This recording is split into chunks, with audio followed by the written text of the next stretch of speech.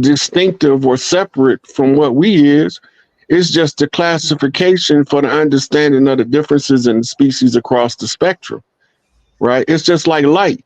Yellow light is yellow light and red light is red light. But when you put all of the spectrum of lights together, you get a whole different kind of light. It don't mean that one light don't exist. It just means that when you get the whole spectrum, they're not the same as the individual pieces of the light spectrum. So look, humans didn't always stay permanently in human form during the duration of their life until they collapsed the fourth dimension into the third and locked us into the avatar. And when go into it, Rod, because go ride. We used to incarnate. We used to use the energy in the atoms from the surrounding area to create the avatar at will and at random. The same way women used to produce parthenogenically, but over time that changed with the advent of men. If you look at the Y chromosome under electron microscope, it's just a mutated X that lost about 40% of its material. So it produces the masculine gender. This just to institute the law of opposites in the realm so we can figure out how to get out of the infinity loop. So we can go into the next age, the age of Aquarius. I'm sorry, Rod, go ahead. So whatever our avatars is now, we used to take on different forms when we incarnate. That's why they used to call us shapeshifters. It wasn't that we were shapeshifted. It was the function that you was coming here to perform. You took on an avatar that gave you the tools to best deal with the situation according to the environment around it. So you didn't always incarnate in what looked like a human. Sometimes you came back 90 feet tall. Sometimes you came back smaller than an ant. But it depended on what you was doing as one of the guys that determined how you would manifest yourself in the 3D realm. It was just some scientists that understood how the spirit worked that figured out if they opened a portal between dimensions, they could trap us in an infinity loop and enslave us.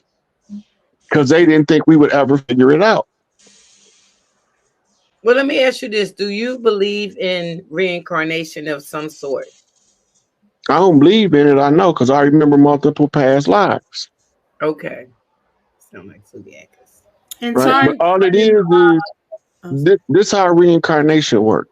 Okay. The genetic sequence in your genome will align to allow the frequency to match the frequency of you at a prior time.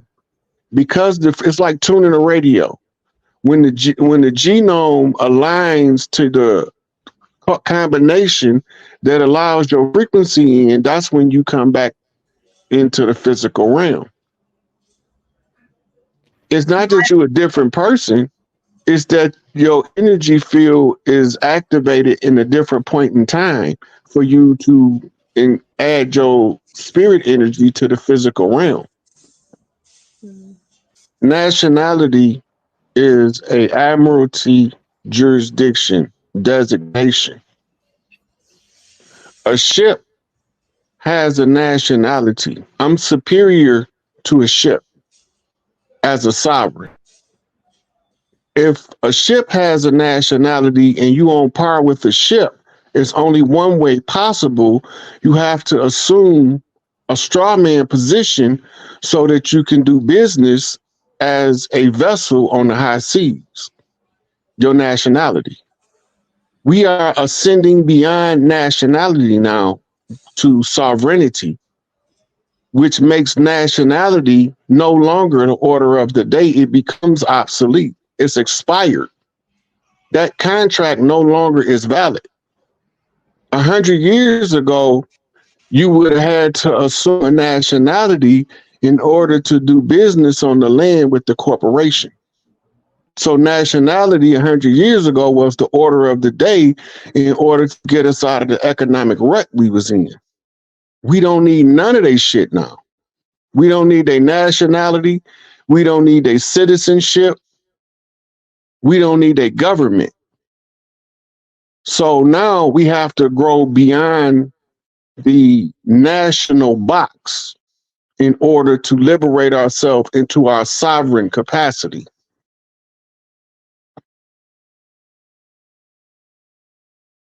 Record of us being transported from one part of our land to another part of our land so they could tell us that we foreign to the entirety of the land. They got this recorded. That's why I say you could pull it up. Slaves transported from the north to the south. There you go. Well, remember, they say that the north was non-slave holding and the south held slaves. That's not true. So how are you transporting slaves from the north to the south? You have to be transporting POWs you caught in the north to the south. But do whatever story you tell them, our ancestral information, data, always leaks out in the detail. Oral tradition. Pay attention to that, because we didn't go by the written record. We went by the spoken word. This is why we had griots. Also, the reason why I brought up him navigating the land, because they're describing the native, but they telling us he's from Sierra Leone. He's a foreigner, but he's performing as if he's familiar with the territory he's currently on. That's the description of the native. That's why I asked you, where'd you get Seminole from? And you say, I wrote it.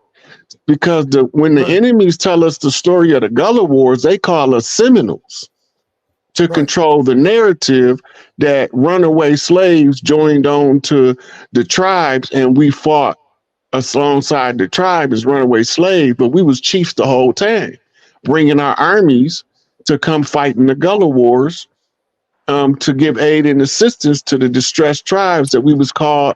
The call didn't come from Florida. The call came from the Carolinas.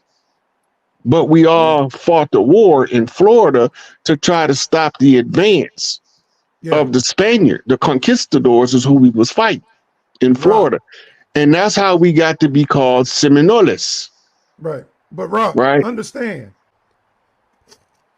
So that's Tony's, and that's the term Cherokee, right? If you go to Google and type up etymology of Cherokee, it's going to tell you the tribes that was classified as an exonym. They didn't name themselves Cherokee. Invaders named them Cherokee.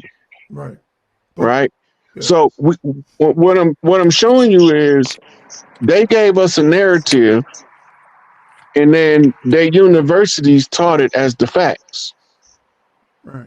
The purpose of the narrative was to separate the people and the land, so we would never reclaim the land from the invaders. The invaders that did it were Spaniards. These invaders brought us their Spanish conquistador culture and their English culture. Exactly. They was a band of royal families from Europe, across Europe, Frenchmen, Dutch, Portuguese, but they was all melanated. The servants they brought originally with them was paleface. And the slaves that they caught up in the wars they had with Mongols, Huns, and Vedics. Right. These people was put into villages over in Europe, but when they brought them over here as their servants, they are now a single group of people through marrying who was in the village. They bring them over here and send them to Indian school as children. And this is how they systematically replaced us. And this is why the razzle dazzle with the names. The names is to confuse us to our identity as being from this land, the same as reparations is being used, because if you accept reparations, you accept the fact that you ain't from this land. Therefore, whatever the wealth of the land is, you have no stake in it. It's systematic, it's military, and it's cultural warfare. Dr. John Henry Clark told us that these people has been fighting a war on our culture. It's just so happened that we are also part of the culture, the bucket compared to what we owe. I agree. The wealth of the people of the land far exceed anything they can muster up to give us reparations. They notice they need you to claim somewhere other than the Americas. So now, whatever the turnaround bring the tribes from over here, you accepted reparations and said it had nothing to do with you. It's taking the dollar so that you can forego 100 million. It's a deceptive fraud in our face, so that there's no way they can give us reparations because they owe us everything already. There's nothing they can give us to reparate that. Yeah, They can't repair that. Only thing they can do is give us what's rightfully ours, and they gonna be broke. Look, you don't have to put no if you go and investigate, start. they had no right to trade in our resources. They